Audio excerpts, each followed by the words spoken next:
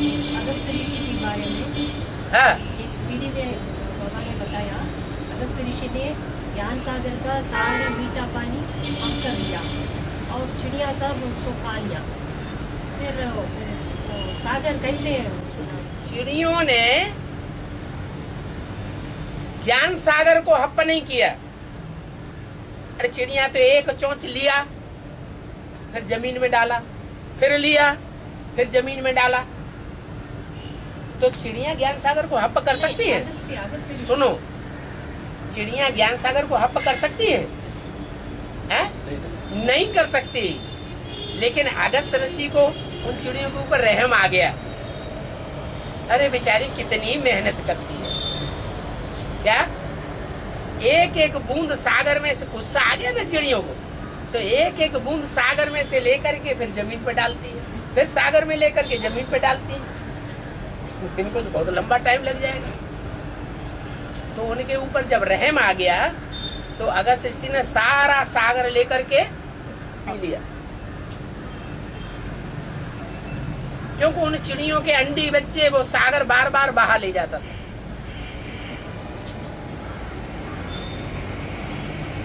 फिर बताते हैं बाद में सागर को बाहर निकाल दिया बाथरूम करके। तो उस दिन से सागर खारा हो गया।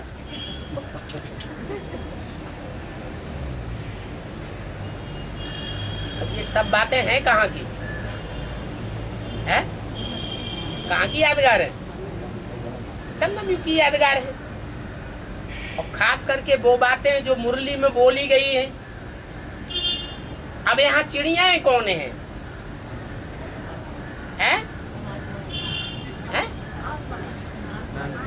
आत्मा आत्मा आत्मा तो चढ़ौटा नहीं होती है। आत्मा चढ़ौटा भी होते हैं, चिड़िया भी होती है। चिड़िया है कन्याएं माताएं, क्या क्रौंच पक्षी। वो इतना प्रयत्न करते हैं, वो गुस्सा आता है। ये सागर जो है वो बार बार मेरे बच्चों को नष्ट कर देता है। अब वो चिड़िया कहाँ हैं?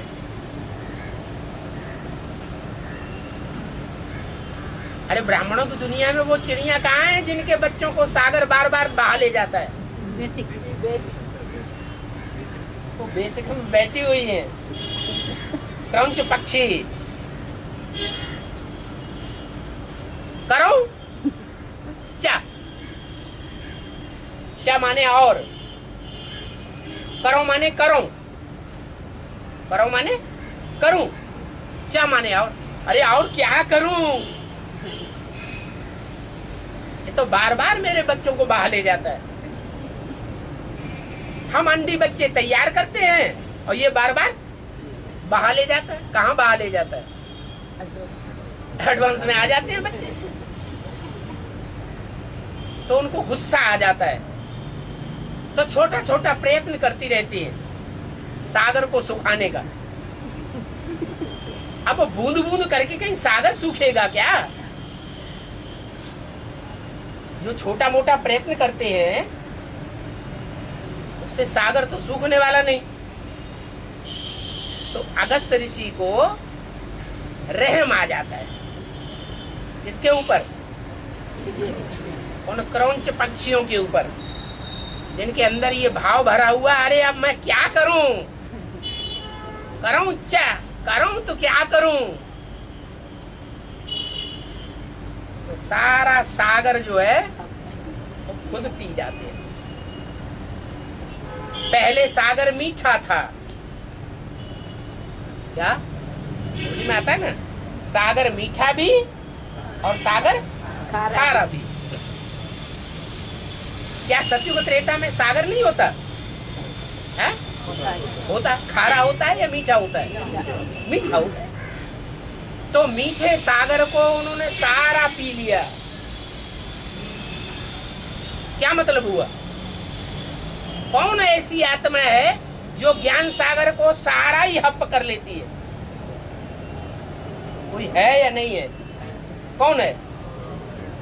है? अरे ऐसी कोई आत्मा ही नहीं है जो ज्ञान सागर को पूरा हप कर लेती है, पी जाती है। प्रजापिता तो सारा सागर पी लिया और पीने के बाद फिर निकाल दिया। तो जो सागर निकला वो मीठा निकला या खारा निकला? उन क्रंच पंछियों को कैसा लगता है? खारा लगता है या मीठा लगता है? है? उनको तो खारा ही लगता है।